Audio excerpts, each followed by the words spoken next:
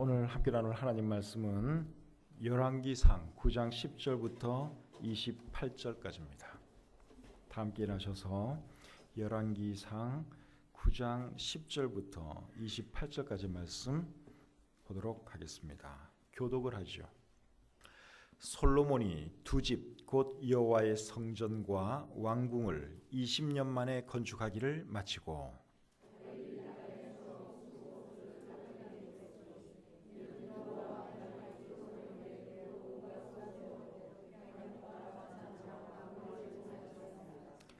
히람이 두로에서 와서 솔로몬이 자기에게 준 성읍들을 보고 눈에 들지 아니하여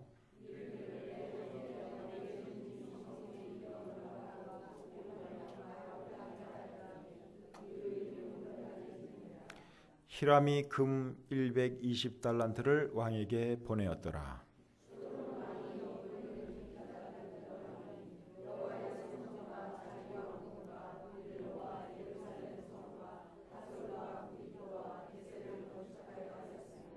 전에 애굽 왕 바로가 올라와서 게셀을 탈취하여 불사르고 그 성읍에 사는 가나안 사람을 죽이고 그 성읍을 자기 딸 솔로몬의 아내에게 예물로 주었더니 또 바알랏과 그 땅에 들에 있는 다드몰과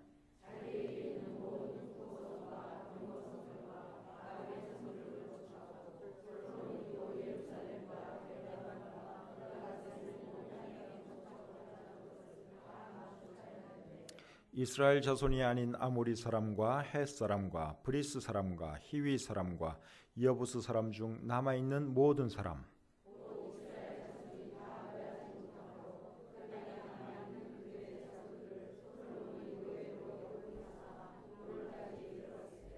다만 이스라엘 자손은 솔로몬이 노예를 삼지 아니하였으니 그들은 군사와 그 신하와 고관과 대장이며 병거와 마병의 지휘관이 됨이었더라.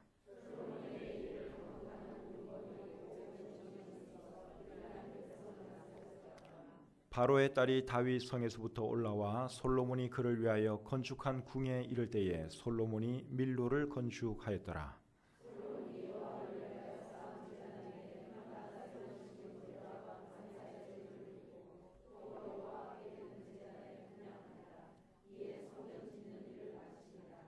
솔로몬 왕이 에돔 땅 홍해 물가에 엘롯 근처 에시온 게벨에서 배들을 지은지라.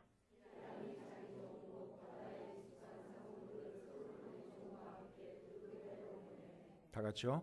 그들이 오빌에 이르러 거기서 금 420달란트를 얻고 솔로몬 왕에게로 가져왔더라. 아멘. 하나님 아버지, 귀한 수요예배를 맞이하여 저희들 이곳에 불러주시고 살아계신 우리 주님을 예배하고 또 하나님 말씀을 들을 수 있도록 해주시니 참 감사합니다.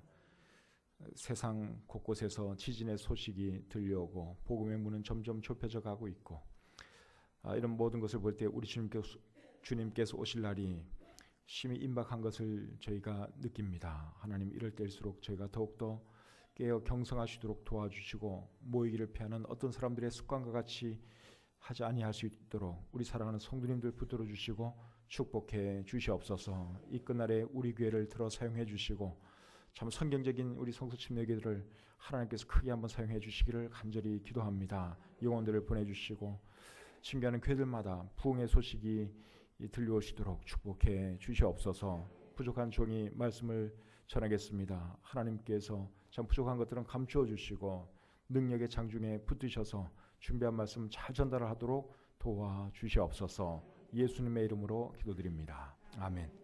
자리에 앉겠습니다. 솔로몬 왕이 한 일 중에는 잘한 일도 있고 또 잘못한 일도 있고 그렇습니다. 솔로몬이 한 일 중에서 제일 잘한 일은 역시 하나님의 성전을 건축한 일이죠. 성전을 짓는데 몇 년이 걸렸는가 하면 7년이 걸렸습니다. 열왕기상 6장 38절에 그렇게 기록되어 있습니다. 그리고 성전을 짓고 나서 자기가 살 왕궁을 건축했는데 왕궁 건축에는 13년이 소요되었습니다. 열왕기상 7장 1절에 그렇게 나옵니다. 그래서 성전과 왕궁을 짓는데 도합 몇 년이 걸렸는가 하면 20년이 걸렸습니다. 오늘 보면 10절이 이제 그 말씀으로 시작되지요. 솔로몬이 두 집 곧 여호와의 성전과 왕궁을 20년 만에 건축하기를 마치고, 그래서 성전을 짓고 그리고 나서 이제 왕궁을 지었는데 그 세월이 20년 걸렸다 하는 말이죠. 그런데 여러분, 성전과 왕궁을 차례로 안 짓고 동시에 같이 지었다면 훨씬 더 그 건축 기간을 줄일 수 있지 않았겠습니까? 그런데 솔로몬이 그렇게 안 하고 성전 다 짓고 그리고 나서 왕궁을 지어서 그 세월이 20년 걸렸다고 우리 성경이 말씀하고 있습니다. 여러분, 왜 솔로몬 왕이 일을 동시에 안 하고 이렇게 따로따로 성전 먼저 그리고 궁은 나중에 지었을까요? 그 이유는 성전 짓는 일이 궁전 짓는 일보다 훨씬 더 중요한 일이었기 때문에 먼저 중요한 일을 완전히 끝내놓고 그리고 이제 그거보다 덜 중요한 이제 왕궁 짓는 일을 하다 보니까 결국 이제 그런 식으로 일을 하게 된 것이죠. 근데 저는 이제 이런 것을 보면서 어떤 생각을 하는가 하면 주의 일을 하는 사람들도 이래야 되겠다 하는 생각을 해봅니다. 주의 일도 해야 하고 그리고 자신의 일도 해야 한다면 여러분 어떤 일부터 하는 것이 옳습니까? 주의 일하는 사람들은 당연히 내 일보다도 주의 일을 먼저 하는 것이 이게 옳은 순서지요. 11조도 드려야 하고 개인적으로 돈 쓸 때도 있다면 어떤 것부터 하는 것이 바른 순서일까요? 그렇죠. 하나님께 드려야 할 11조부터 드리고 그리고 나서 이제 내가 쓸 것을 쓰는 것이 이것이 올바른 순서입니다. 내 할 일 다 하고 또 나 쓰고 싶은데 다 쓰면 주님을 위해서는 여러분 아무것도 할 수가 없잖아요. 그래서 주의 일이 있으면 먼저 주의 일을 하고 또 주님께 드려야 할 것이 있다면 먼저 주님께 드리고 그리고 내 일은 그 이후에 또 내가 쓸 것은 그 이후에 와야 하는 것이 이것이 옳은 순서라는 것입니다. 그래서 예수님께서 마태복음 6장 33절에서 이렇게 말씀을 하셨죠. 너희는 먼저 그의 나라와 그의 의를 구하라. 그리하면 이 모든 것을 너희에게 더하시리라. 그래서 일을 할 때는 여러분 이 순서가 있어야 됩니다. 내 일 먼저 가면 안 되고 항상 주님의 일 먼저 내 쓸 거 먼저가 아니라 먼저 주님께 드리는 것부터 먼저 드리고 그러고 나서 이제 나를 위해서 쓰든지 뭘 하든지 그래야 하는 것이죠. 그래서 이런 것은 우리가 솔로몬으로부터 배워야 할 그런 점이라고 생각합니다. 그래서 이제 솔로몬 왕이 성전을 짓고 그리고 이어서 왕궁을 지었는데 이런 건물들을 지으려면 많은 건축 자재가 필요하잖아요. 근데 이 건축 자재를 누가 대어줬는가 하면 두로의 히람 왕이 대주었다고 말씀하고 있습니다. 자, 11절 말씀 같이 한번 읽어보겠습니다. 11절 시작. 갈릴리 땅의 성읍 20곳을 히람에게 주었으니 이는 두로 왕 히람이 솔로몬에게 그 온갖 소원대로 백향목과 잣나무와 금을 제공하였습니다. 누가 솔로몬에게 이런 것들을 제공했다고요? 히람 왕. 두로의 히람 왕이 솔로몬에게 성전 건축과 왕궁 건축에 필요한 모든 자재들을 대주었다. 그렇게 우리 성경이 기록하고 있습니다. 두로라고 하는 이 도시는 신약 성경에도 나오는 도시죠. 두로와 시돈 그러면서 그 두로라는 도시가 신약 성경에 나옵니다. 지중해 연안에 위치한 도시죠. 오늘날에도 레바논의 두로라는 이름으로 이제 이 도시가 있습니다. 레바논에 속한 도시죠. 오늘날에는. 그래서 이 두로의 히람 왕이 솔로몬이 필요한 이런 모든 목재든지 금이든지 하는 이런 것들을 다 대주었는데 물론 공짜로 대준 것은 아니고 값을 받고 대주었습니다. 어떤 값을 솔로몬 왕이 지불을 했느냐? 거기에 대해서는 이제 자세한 내용이 열왕기상 5장에 기록이 되어 있습니다. 열왕기상 5장 6절 말씀을 한번 보겠습니다. 열왕기상 5장 6절. 당신은 명령을 내려 나를 위하여 레바논에서 백향목을 베어내게 하소서.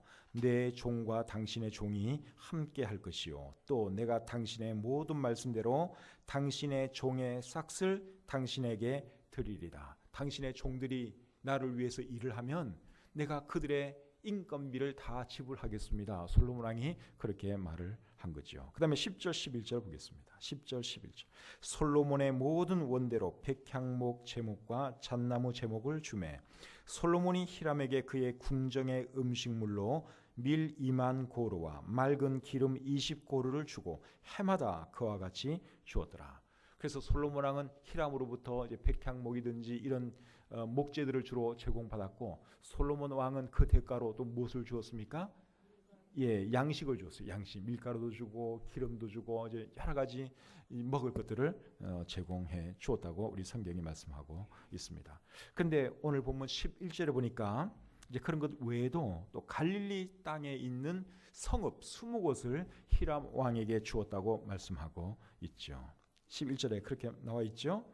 갈릴리 땅의 성읍 20곳을 히람에게 주었으니, 그러니까 갈릴리 땅에 있는 성읍 20곳을 히람에게 이제 대가로 주었다는 것입니다.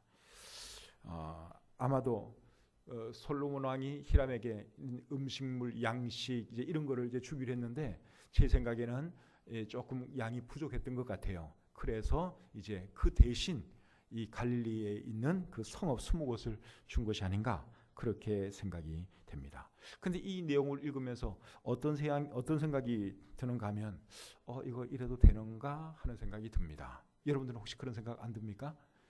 왜냐하면 레위기에 있는 말씀을 보면 땅은 하나님께 속한 거라고 말씀을 하고 있거든요. 그러니까 땅을 원래 이렇게 매매하거나 뭐 누구 주거나 그럴 수는 없는 겁니다. 레위기 25장 23절 한번 읽어보겠습니다. 레위기 25장 23절입니다. 토지를 영구히 팔지 말 것은 토지는 다 내 것임이니라. 너희는 거류민이요 동거하는 자로서 나와 함께 있느니라. 토지는 팔지 말라 그랬죠. 예, 팔면 안 된다고 말씀을 하고 있습니다. 왜 그렇습니까?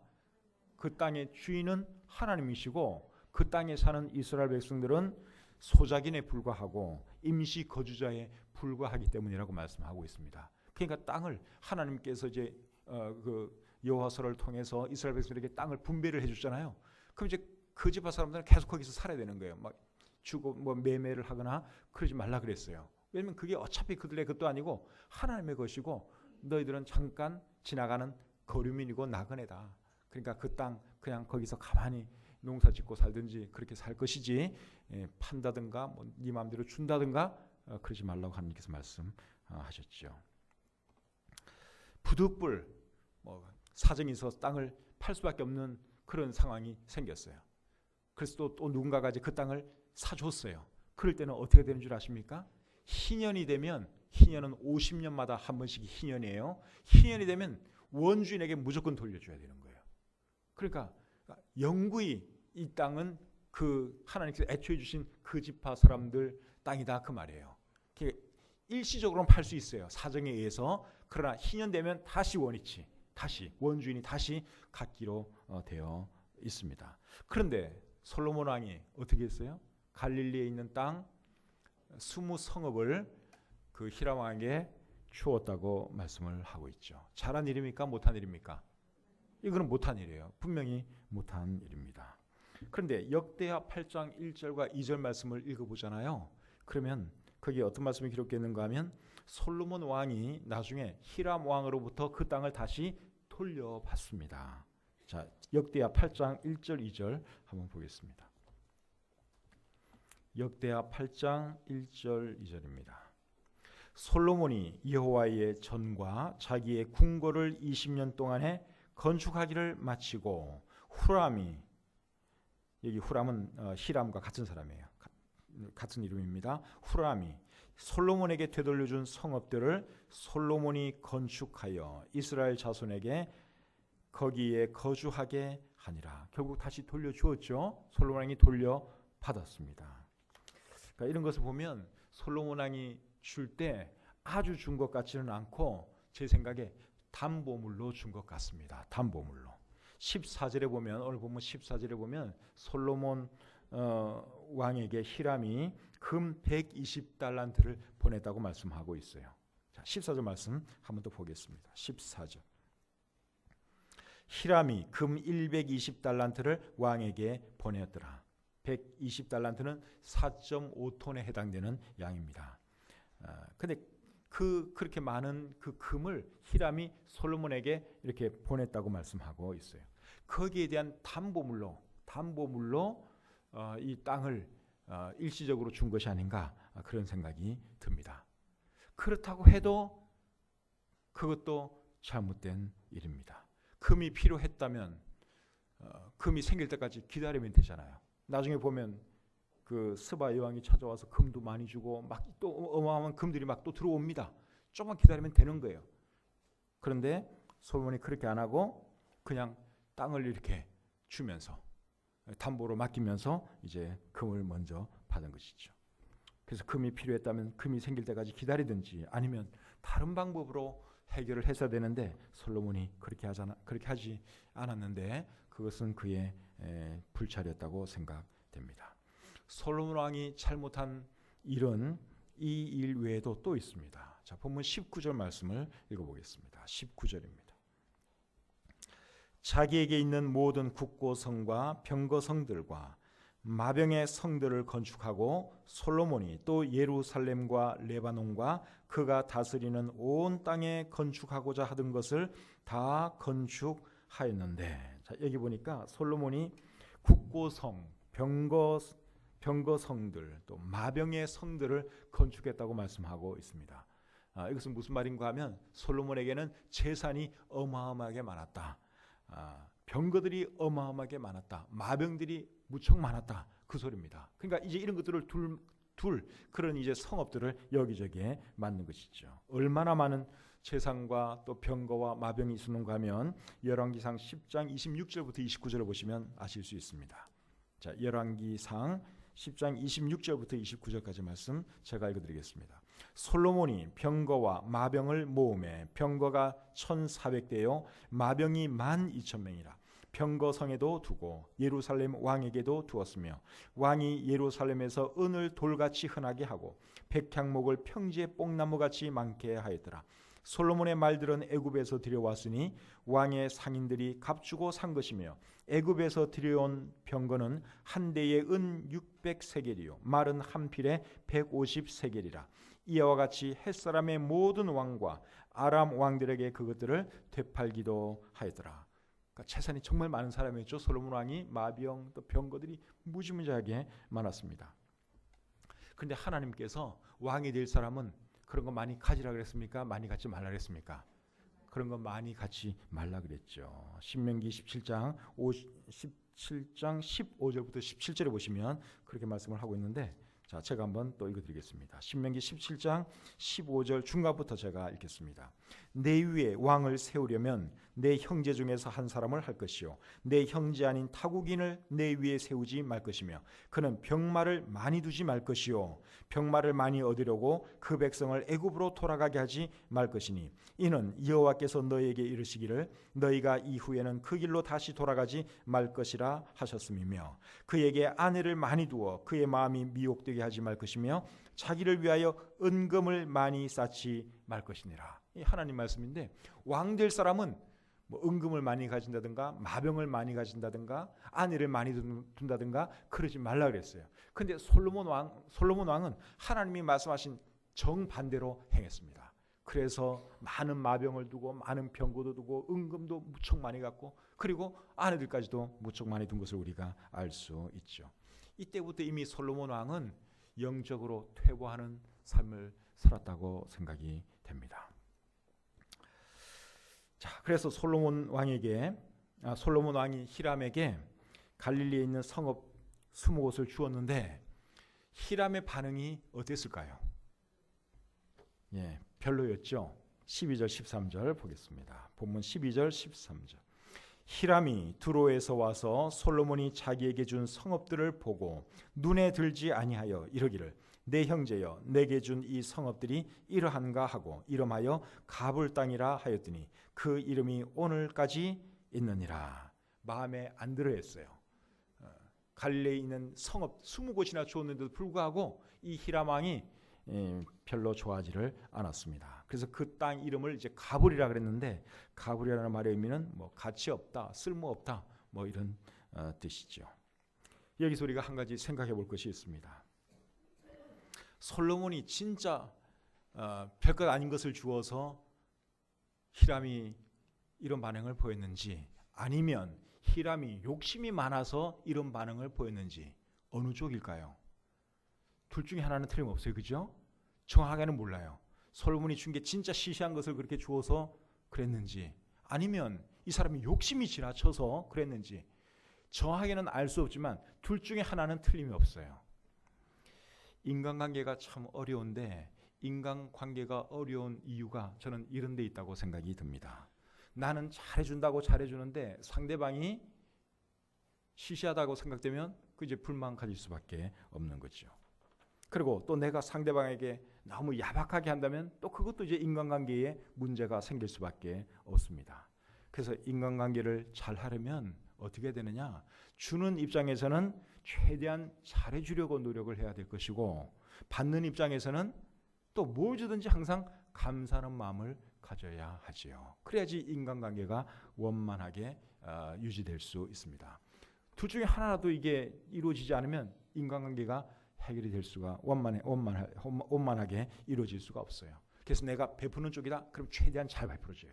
받는 쪽이다, 그러면 상대방이 뭘 주든지 그냥 항상 감사한 마음으로 받으면 얼마나 그 인간관계가 아름답게 잘 이루어지겠습니까? 그래서 성경이 가르치는 것도 여러분 결국 그거예요. 성경을 전체적으로 읽어봐도 항상 다른 사람들에게 잘해주라는 거잖아요. 항상 선을 베풀고, 그리고 또 항상 또 어떻게 해요? 범사에 감사함. 상황이 안 좋든 다른 사람이 뭐 적게 주든 항상 감사라고 우리 성경이 가르치는 것이죠.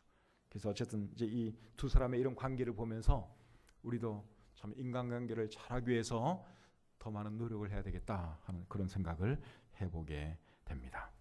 오늘 이 본문을 보시면 솔로몬 왕은 성전과 궁궐 외에도 또 많은 일들을 합니다. 15절 말씀 읽어보겠습니다. 15절입니다. 자, 15절 시작. 솔로몬 왕이 역군을 일으킨 까닭은 이러하니 여호와의 성전과 자기 왕궁과 밀로와 예루살렘 성과 하솔과 무깃도와 게셀을 건축하려 하였습니다. 네. 그 다음에 17절부터 19절 또 제가 읽어볼게요. 솔로몬이 게셀과 아래 벳호론을 건축하고 또 바알락과 그 땅에 들어있는 디드몰과 자기에게 있는 모든 국고성과 병거성들과 마병의 성들을 건축하고, 솔로몬이 또 예루살렘과 레바논과 그가 다스리는 온 땅에 건축하고자 하던 것을 다 건축하였는데, 여기 보니까 솔로몬 왕이 참 많은 그 건축을 했습니다. 많은 도시들을 만들었어요. 그래서 솔로몬 때는 어떤 과가 인기가 있었는가 하면 토목공학과하고 건축공학과가 인기가 좋았습니다. 요새는 전작과 화공과 뭐 이런 거 인기 좋은 것 같은데, 그때는 이 건설 사업이 아주 활발하게 일어났어요. 그래서 막 이제 나라를 이제 발전시키는 거죠. 건설 사업뿐만 아니라 조선 산업도 솔로몬 왕이 일으킨 것을 우리가 볼 수 있습니다. 26절 말씀 보겠습니다. 자, 같이요. 시작. 솔로몬 왕이 에돔 땅 홍해 물가에 엘롯 근처 에시온 게벨에서 배들을 지은지라. 뭘 지었다고요? 배들을 지었어요. 어디에서요? 에시온 게벨에서 배들을 지었다. 그렇게 말씀을 하고 있습니다. 근데 왜 이렇게 많은 이제 배들을 또 지었는가 하면 금을 가져오기 위해서 배들을 많이 만들었다고 27절 28절에 기록되어 있습니다. 27절 28절 제가 읽어드릴게요. 히람이 자기 종 곧 바다에 익숙한 사공들을 솔로몬의 종과 함께 그 배로 보내매 그들이 오빌에 이르러 거기서 금 420달란트를 얻고 솔로몬 왕에게로 가져왔더라. 그래서 결국 이제 금을 이제 가져오기 위해서 이 배들을 많이 만든 것을 말씀하고 있죠. 뭐 금은 또 근데 거저주는 건 아니겠죠. 뭔가를 또 갖다 주고 또 금을 사오고 그런 식으로 했겠죠. 근데 이 금을 여러분 어디에서 가져왔다 그랬어요? 오빌에서 금을 가져왔다고 여기 성경이 말씀하고 있습니다. 그래서 우리 성경을 여러분들이 잘 읽어보시면 이 오빌의 금은 굉장히 유명합니다. 성경 여러 곳에서 오빌의 금 얘기를 하고 있습니다. 욥기 22장 24절 말씀을 제가 한번 읽어드릴게요. 욥기 22장 24절. 내 보화를 티끌로 여기고 오빌의 금을 계곡의 돌로 여기라. 오빌의 금 얘기가 나왔어요. 그 다음에 욥기 28장 16절. 오빌의 금이나 귀한 청옥수나 남보석으로도 그 값을 당하지 못하겠고. 그러니까 욥기에 여러분 이 오빌의 금 얘기가 나온다는 거예요. 욥은 어느 시대 사람입니까? 아브라함과 동시대 사람이에요. 아브라함 시대. 그때부터 벌써 이 오빌의 금이 굉장히 유명했다는 것입니다. 시편 45편 9절에도 오빌의 금 얘기가 나옵니다. 45편 9절. 왕은 가까이 하는 여인들 중에는 왕들의 딸이 있으며 왕후는 오빌의 금으로 꾸미고 왕의 오른쪽에 서도다. 오빌의 금 나오죠. 또 이사야에도 나와요. 이사야 13장 12절. 이사야 13장 12절에 보시면 내가 사람을 순금보다 희소하게 하며 인생을 오빌의 금보다 희귀하게 하리로다. 그래서 이 오빌의 금이 굉장히 유명한데 도대체 이 오빌이 어디 있나 궁금하시죠? 가서 좀 금 좀 캐오고 싶은 이런 마음이 갑자기 막 일어납니다. 그래서 제가 오빌이 어디에 있는지 한번 지도를 보고 한번 좀 생각을 해보죠. 지도 한번 보여드릴까요? 자, 저 지도를 잘 보시면 아까 배들을 어디서 만들었어요? 에시온게벨. 저 지도 가운데 있는 그 넓은 땅이 시나이 반도입니다. 그리고 에시온게벨에 있는 그 물이 그게 아카바만이에요. 그리고 왼쪽에 있는 물은 스웨즈만이에요. 두 물 다 홍해와 연결되어 있죠. 그래서 이제 홍해를 통해서 이제 그 배가 솔로몬의 배들이 왔다 갔다 했습니다. 자, 더 큰 지도를 이제 또 보죠. 더 큰 지도를 보시면 저기 왼쪽에 동그라미 친 데 있죠. 저기가 그 가운데가 거기가 에시온 게벨이고 거기 아까 저게 아카바만이라고 하는 그 물 파란 물 조금 보이죠. 동그라미 안에 거기가 이제 아카바만이고 그다음에 그 밑으로 있는 큰 그 물이 그게 홍해예요. 홍해. 에시온 게벨에서 이제 배들이 출발을 해가지고 아카바만을 따라 내려와가지고 홍해를 쭉 타고 이제 배들이 오는 거죠, 그죠? 그래가지고 저 배들이 그 홍해 왼쪽은 그게 이제 그 아프리카입니다, 아프리카. 그리고 오른쪽은 홍해 오른쪽은 사우디아라비아고. 그래서 쭉 이렇게 내려오다 보면 이제 아덴만을 또 지나게 되죠. 아덴만 여러분 많이 들었죠? 소말리아 해적들이 많이 나타난다는 그 아덴만. 그래서 과연 이 오빌이 어딜까? 사실 정확하게는 몰라요. 정확하게는 모르는데 뭐 가깝게는 뭐 에티오피아라든가 소말리아 그 아프리카의 어느 곳, 또 멀게는 홍해를 빠져나와서 아덴만을 빠져나와서 아라비아 해를 지나서 이제 인도가 있는데 아마 그곳이지 않을까. 학자들마다 이거는 다 생각들이 다 틀립니다. 정확한 곳은 모릅니다. 모르니까 차라리 다행이지. 그거 알면은 금 찾으러 막 가고 싶은 생각이 계속 날 것 같아요. 그러니까 오늘 이 본문에 보니까 420달란트 가져왔다 그랬는데 이거는 16톤입니다. 금 16톤. 놀라지 않는 분들은 집에 금이 좀 있는 분들이에요. 16톤. 여러분 집에 뭐 금 몇 킬로 있는지 모르겠지만 어마어마하게 많은 금들을 이제 오빌에서 가져온 것이죠. 자, 그래서 이제 솔로몬 시대 때는 이제 건설 산업도 활발하게 일어나고 조선 산업도 활발하게 일어나고 막 그랬는데 이 많은 일들을 누가 했느냐? 노예들이 했습니다. 노예들이. 자, 본문 20절부터 22절 또 보겠습니다. 20절부터 22절. 이스라엘 자손이 아닌 아모리 사람과 헷 사람과 브리스 사람과 히위 사람과 여부스 사람 중 남아있는 모든 사람 곧 이스라엘 자손이 다 멸하지 못하므로 그 땅에 남아있는 그들의 자손들을 솔로몬이 노예로 역군을 삼아 오늘까지 이르렀으되 다만 이스라엘 자손은 솔로몬이 노예를 삼지 아니하였으니 그들은 군사와 그 신하와 고강과 대장이며 병거와 마병의 지휘관이 되며더라. 그래서 솔로몬이 이제 이런 뭐 토목공사고 건축이고 막 배 짓는 이런 모든 일들을 누구를 시켰는가 하면 노예들, 그 가나안 땅에서 쫓아내지 못한 그런 사람들이 있었는데 그 사람들을 이제 이스라엘 사람들이 노예로 사용한 것이죠. 그런데 이스라엘 사람들은 노예로 썼습니까? 안 썼습니까? 안 썼다 그랬죠. 이스라엘 사람들은 고위직을 맡겨서 이제 일을 시켰다고 여기 말씀하고 있습니다. 근데 이런 일은 또 솔로몬이 잘한 거예요. 이방 사람들을 노예로 부리고 이스라엘 사람들은 노예로 삼지 않은 것. 이거는 솔로몬이 정말 잘한 일입니다. 왜냐하면 하나님께서 이스라엘 사람들은 노예로 부리지 말라 그랬거든요. 그 말씀이 레위기 25장 39절부터 46절까지 기록되어 있는데 시간 관계상 읽지는 않겠습니다. 그래서 이런 거는 솔로몬 왕이 하나님 말씀을 잘 순종한 것이죠. 그래서 우리가 이 본문을 쭉 보면 아시지만 솔로몬에게는 잘한 일도 있고 잘못한 일도 있고 그렇습니다. 잘한 일 중에는 또 어떤 것이 있었는가 하면 해마다 3번씩 하나님께 제사했다고 했는데 이런 일도 참 잘한 일이죠. 25절 말씀 보겠습니다. 자, 같이 읽겠습니다. 시작. 솔로몬이 여호와를 위하여 쌓은 제단 위에 해마다 3번씩 번제와 감사의 제물을 드리고 또 여호와 앞에 있는 제단에 분향하니라. 이에 성전 짓는 일을 마치니라. 그래서 1년에 3번씩 하나님께 번제를 드렸는데 언제 드렸는가 하면 역대하 8장 13절에 보면 무교절과 77절과 초막절에 그렇게 했다고 말씀하고 있습니다. 이것은 신명기 16장 16절에 나와 있는 그대로 이제 이날에 모든 이스라엘 남자는 예루살렘에 와서 하나님께 보이라 그랬는데 그 말을 따라서 이제 해마다 이제 이날이 되면 솔로몬 왕이 하나님께 제사로 예배를 올려 드린 것이죠. 근데 이제 이 솔로몬을 우리가 생각을 좀 해보면 솔로몬에 대해서 아쉬운 게 뭔가 하면 솔로몬의 마음이 하나님께 온전히 드려지지 않았다는 것입니다. 솔로몬 왕의 아버지 다윗은 그 마음이 정말 하나님께 잘 드려진 사람이었습니다. 그런데 이 솔로몬은 그렇지를 못했어요. 자, 열왕기상 9장 4절을 보겠습니다. 열왕기상 9장 4절.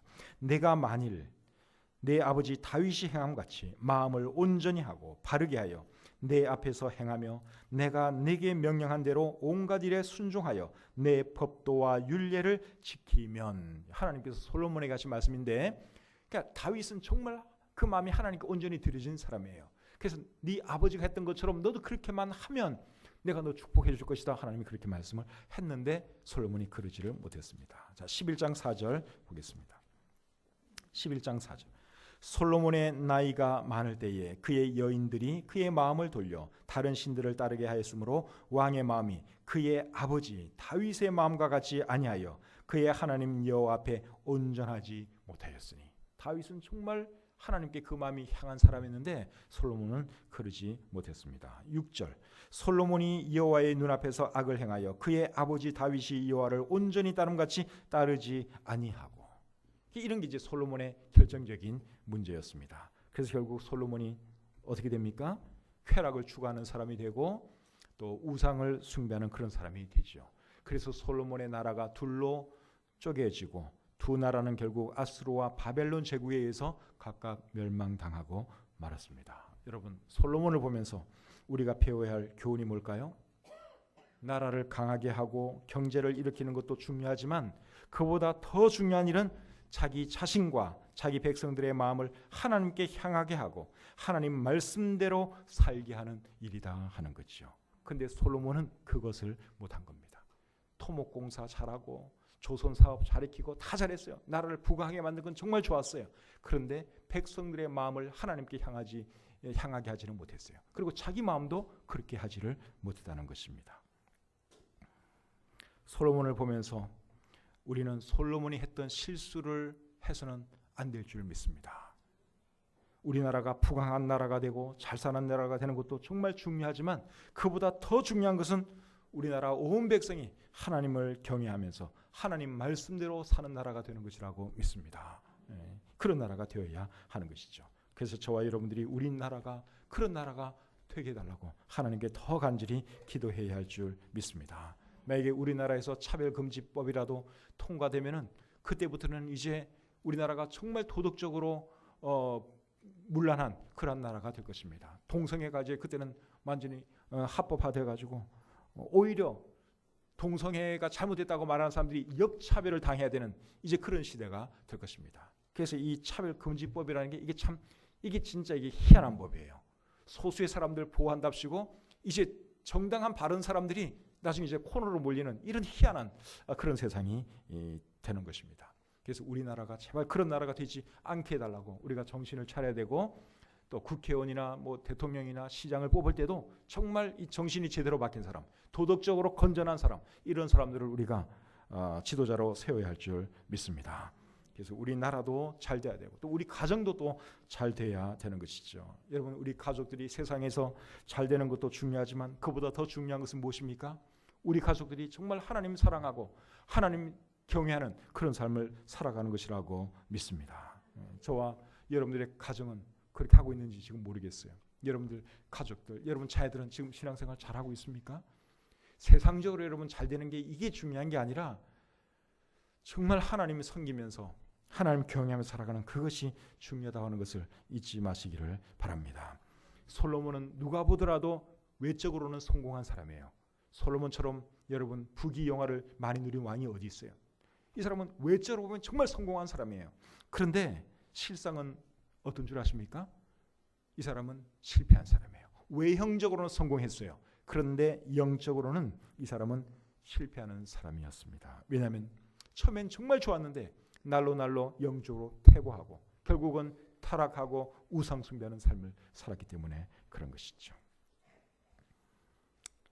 과연 우리는 지금 어떤 삶을 살아가고 있는가?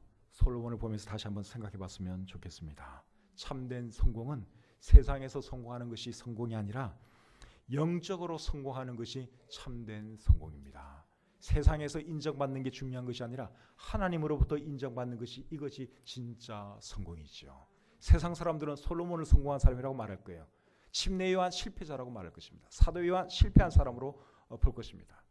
그렇게 사는 것을 아무도 부러워하지 않을 것입니다. 그런데 하나님은 솔로몬을 실패자로 보고 침례 요한이나 사도 바울 이런 분들을 성공자로 본다는 것입니다. 그러니까 세상의 성공관과 하나님의 성공관이 다른 거예요. 여러분, 세상의 성공관 가지고 세상의 성공만 추구하고 살지 마시고 정말 하나님께서 보시기에 합당한 그런 승리하는 삶을 사는 저와 여러분들이 다 되시기를 우리 주님의 이름으로 축복합니다.